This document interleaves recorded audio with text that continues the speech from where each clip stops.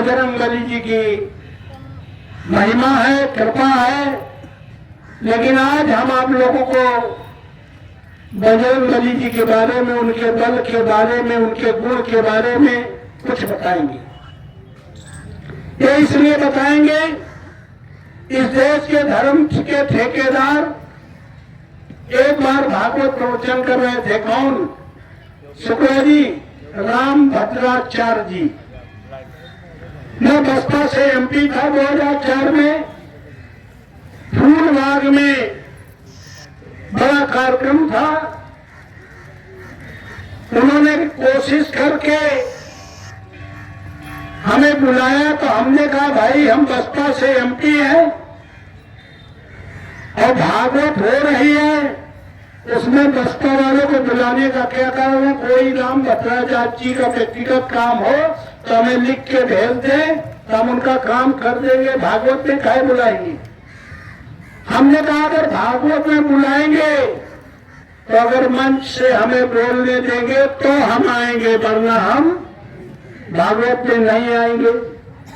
जब वहां पहुंचे साइड में कह रहे हैं तो उस समय राक्षस के द्वारा हनुमान जी की ठोड़ी काटने का प्रसंग कर रहे थे कि एक राक्षस ने वज्र चलाया तो हनुमान जी की ठोड़ी कट गई, तो हन हो गए, कट हो गई ना, 326 हो गया, 326 अंग भंग हो गया, इसलिए हनुमान जी कहा गया। मैं गया, वो अपना प्रसंग कहते रहे। उसके बाद नंबर आया, हमारी शर्त थी, मंच को बिठाया, फिर बुलाया। उन्हें अंदाजा नहीं था कि पाल साहब हमारी भागवत को और ठीक से लोगों को समझा देंगे। हमने एक ही बात कही कि यहाँ जितने लोग बैठे हैं, आज हम यहाँ भी कई बैठे लोगों को कह सकते हैं, अंजलि सिंह के बुलावे पर महिलाएं आई हैं, हमारे समाजवादी पार्टी के बुलावे पर सारे पुरुष आए हैं, तो कुछ महिलाओं को अभी घर की चिंता है कि लड़का आओ न आए, खाना खाए कि नहीं खाए, शाम के फिर जल्दी भैंसिया का चारा सानी पानी करेगा। ये बात मैं इसलिए कह रहा हूं कि आई हो यहाँ मीटिंग में, जितनी देर यहाँ रहो, शायद पहली बार आई हो, तमाम लोगों ने यहाँ बताया है कुछ बाबा साहब के बारे में, बताया ना। इसके पहले नहीं बैठी तो नहीं पता। तो जितनी देर बैठो यहीं रहो, चूल्हा चौका छोड़ के आज के दिन केवल बाबा साहब के नाम पे अपने मन से तन से यहीं बैठने का काम करो। ये बात इसलिए कह रहा हूं कि महिलाओं में एक खूबी है, चाहे जितनी बड़ी मीटिंग हो। अब सोना जी, जब आप लोग बोले तो इन्हें कुछ बताएं। एक एक खूबी है, अगर धोखे से एक महिला खड़ी हो जाए तो फिर दुनिया की कोई ताकत इन्हें कुर्सी पर बैठा क्यों नहीं? क्यों नहीं हो? तो मैं ये इसलिए बात बता रहा हूँ कि यहीं रहो जितनी देर हम बोल रहे, तो तुम्हें पता चलेगा कुछ। तो मैं जब पहुंचा, भाषण खत्म हुआ उनका, भागवत का प्रवचन, तो हमने शुरू किया कि भाई गोस्वामी तुलसीदास जी ने मानस की रचना करके समूचे हिंदू समाज को एक दिशा, एक दर्शन देने का प्रयास किया था। उन्होंने कल्पना की थी कि कैसा परिवार हो जाए जो राम राज्य जैसी स्थिति हो जाए। हम कहा यहाँ 5 दिन से भागवत चल रही है, 5वें दिन हमें बुलाया है राम भद्राचार्य जी ने।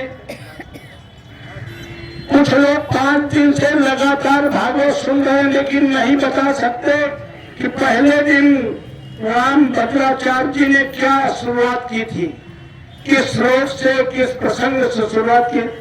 कुछ 4 दिन पहले नहीं बता, कोई 1 दिन पहले नहीं, कुछ अभी हमारे आने से पहले क्या कह रहे थे भद्राचार्य जी, ये भी इनमें नहीं बता सकते, क्योंकि ये सब मानसिक क्रांत है, मानसिक शांति के लिए यहाँ आए हैं। लेकिन ये बैठे तो हिन है लेकिन इनका मन नयागंज वाली दुकान में है, इसलिए बता नहीं सकते।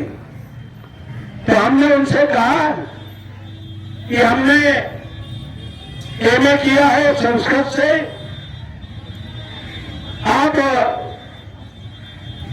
शंकराचार्य मात में आप तुलसी पीठाधीश्वर हैं, जगत गुरु हैं, शंकराचार्य हैं, संस्कृत के प्रकांड विद्वान हैं और रामचरितमानस के व्याख्याता भी हैं।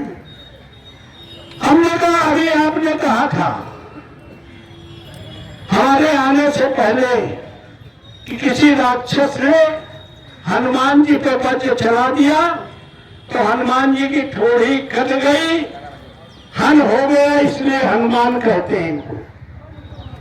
हमने कहा हमने जहां तक समझा है, पढ़ा है, आप उसको आज क्लियर करेंगे। आपसे बड़ा विद्वान हमें किसी मंच पर अपनी शंका समाधान के लिए मिलेगा नहीं, इसलिए आप हमें बताएंगे भी, हमारे बोलने के बाद हमारी शंका का निवारण भी करेंगे। तो हमने कहा संस्कृत में हन प्रत्यय है, क्योंकि हमने संस्कृत पढ़ी है। और ये बात इसलिए बता रहा हूं कि बाबा साहब अम्बेडकर ने मनुस्मृति को अगर जलाया था तो उसमें खामियां थी, अगर विरोध किया था तो उन्होंने 14 भाषाओं का उन्हें ज्ञान था, क्या समझे? इसलिए उन्होंने कहा ये बहुत बड़े समाज को अगर मूर्ख बनाया जा रहा है, वो इसलिए बनाया जा रहा है कि इनको पढ़ने लिखने का अधिकार नहीं है। तो बाबा साहब ने पहली जरूरत क्या समझी कि पहला उन्होंने मंत्र दिया तो शिक्षित बनो। क्या बनो? शिक्षित बनो, फिर संगठित हो, जैसे आज संगठित हो गए, फिर संघर्ष करने की आवश्यकता नहीं पड़ेगी।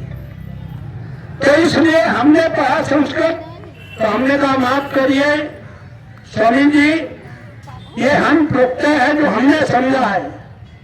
हन प्रत्यय है, हन माने होता है मारना, मान माने अहंग। जिसने अपने अहंग को समाप्त कर दिया हो, इनके बारे में कहा जाता है इनसे बड़ा कोई बलशाली नहीं, इनसे बड़ा गुण वाला नहीं, ज्ञान वाला नहीं, इनसे तेज चलने वाला नहीं। देखा एक गुण आ जाता है, बहुत पढ़ा लिखा बैठो अगर मंच में तो अपने बैठा बैठी कि हम जान ले कि हम बहुत पढ़े लिखे सम्मा हम ही हैं। और ये सब तरह से संपन्न थे, फिर भी अगर श्री राम के चरणों में 24 घंटा उनका स्थान है तो इन्होंने अपने अहंग को समाप्त कर लिया। ज्ञान का, बल का, गुण का, सारे अहंग जिसने समाप्त कर दिए हो, जिसने अहंग अपने अहंग को मार दिया हो, पूरी तरह से श्री राम को समर्पण कर दिया हो, इसीलिए हनुमान जी की फोटो श्री राम जी के सामने उनके चरणों में स्थान है। कोई बड़े गुण वाला, कोई बड़ी ताकत वाला 24 घंटे नहीं बैठ सकता है, लेकिन जो लोग सत्ता में बैठे लोग हैं वो नाम तो हनुमान जी कर लेंगे, नाम श्री राम जी कर लेंगे। राम ने सत्ता का त्याग किया, उस सत्ता के लिए झूठ बोल रहे। उन्हें इतना अहंग है अपने बल का, उन्हें सत्ता का इतना अहंग है कि माफी भी नहीं मांगेंगे, देश से गलती भी करेंगे। तो कैसे हनुमान भक्त है, कैसे राम भक्त है, ये बात मैं साफ से बता दिया। इसलिए बाबा साहब ने पहली जरूरत शिक्षा के लिए कहा।